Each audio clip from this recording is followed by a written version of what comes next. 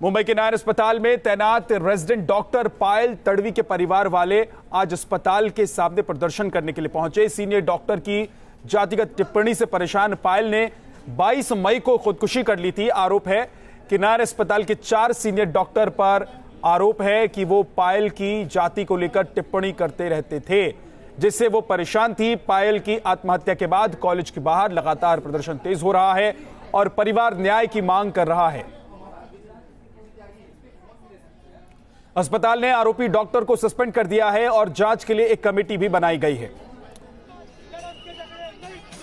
News nation संवाददाता पंकज मिश्रा की ground report आपको दिखाते हैं। मुंबई के नायर अस्पताल की रेजिडेंट डॉक्टर पायल तड़वी की आत्महत्या का मामला अब और ज्यादा तूल पकड़ता हुआ दिखाई दे रहा है। नायर अस्पताल के बाहर हम मौजूद हैं। यहां पर लगातार जो प्रोटेस्ट है वो चल रहा है। आपको बता दें कि पायल तड़वी जो कि मेडिकल कॉलेज में सेकेंड ईयर की स्टूडेंट थी और नायर अस्पताल में वो रेजिडेंट डॉक्टर के तौर पर वो काम कर रही थी।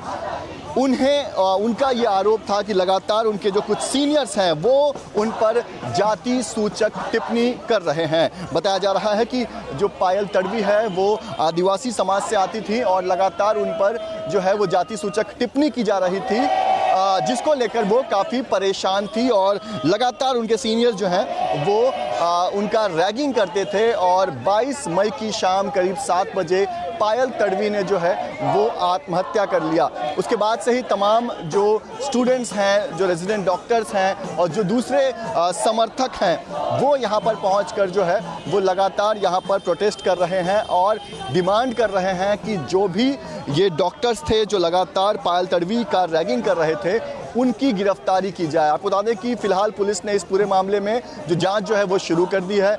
कई धाराओं के तहत जो है वो मामला दर्ज कर लिया गया है और इन जो 3 डॉक्टर्स के नाम बताए जा रहे हैं इनकी गिरफ्तारी के लिए पुलिस इनकी तलाश कर रही है, जो कि ये तीनों डॉक्टर फरार बताए जा रहे हैं। साथ ही आपको बता दें कि इनका जो लाइसेंस है उसे भी रद्द कर दिया गया है। यानी कहीं ना कहीं अब ये जो 3 डॉक्टर्स हैं जो कि फरार हैं वो आगे किसी भी बीएमसी अस्पताल में प्रैक्टिस नहीं कर पाएंगे। इसके अलावा इस पूरे मामले महाराष्ट्र सरकार जो है वो बेहद गंभीर दिखाई दे रही है और महाराष्ट्र सरकार ये दावा कर रही है कि किसी भी आरोपी को बख्शा नहीं जाएगा। इसके अलावा जो महिला आयोग है उसने भी नायर अस्पताल को नोटिस भेजकर इस पूरे मामले में जो है वो रिपोर्ट मांगी है और ये भी कहा है कि आने वाले दिनों में इस तरह की रैगिंग कॉलेज में ना हो, इसको लेकर नायर अस्पताल क्या कदम उठा रही है।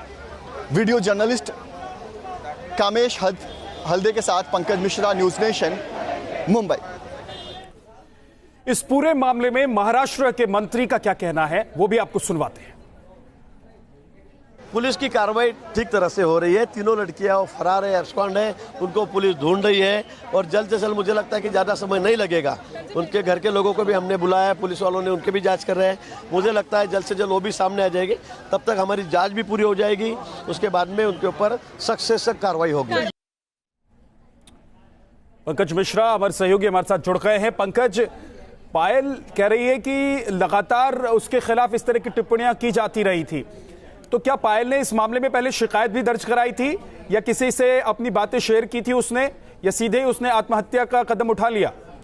देखिए बताता हूँ कि 22 तारीख को 7 बजे पायल ने जो है वो आत्महत्या किया है और उसके ठीक पहले यानी कि करीब 4 बजे उसने अपनी माँ से इस बारे में जानकारी दी माँ को और माँ बताती है कि वो लगातार रो रही थी और वो कह रही थी कि अब वो ये सब बर्दाश्त नहीं कर पा रही हैं। साथ ही पिछले 6 महीने से लगातार जो पायल के पति हैं उनका कहना है कि वो ओरल शिकायत जो है वो अथॉरिटी को कर रहे थे कि इस तरह से उसे परेशान किया जा रहा है, लेकिन क्योंकि ये ओरल शिकायत थी, इसकी कोई एविडेंस नहीं है इनके पास कि इन्होंने शिकायत की है, तो कोई ठोस कदम जो है वो नहीं उठाया गया और यही हुआ कि आखिरकार पायल ने जो है वो इस तरह का फैसला लिया। पायल ने ये भी कहा था कि वो जो है वो अब बर्दाश्त नहीं कर पा रही है। उनके जो पति है उनका कहना है कि लगातार पायल को मोटिवेट किया जाता था कि अगर आने वाले दिनों में जब नए स्टूडेंट्स आएंगे तो शायद सीनियर रैगिंग करना छोड़ दें, लेकिन बावजूद इन सबके कुछ भी नहीं बदला और आखिरकार पायल ने आत्महत्या कर लिया। बहुत बहुत शुक्रिया इस पूरी जानकारी के लिए आपका।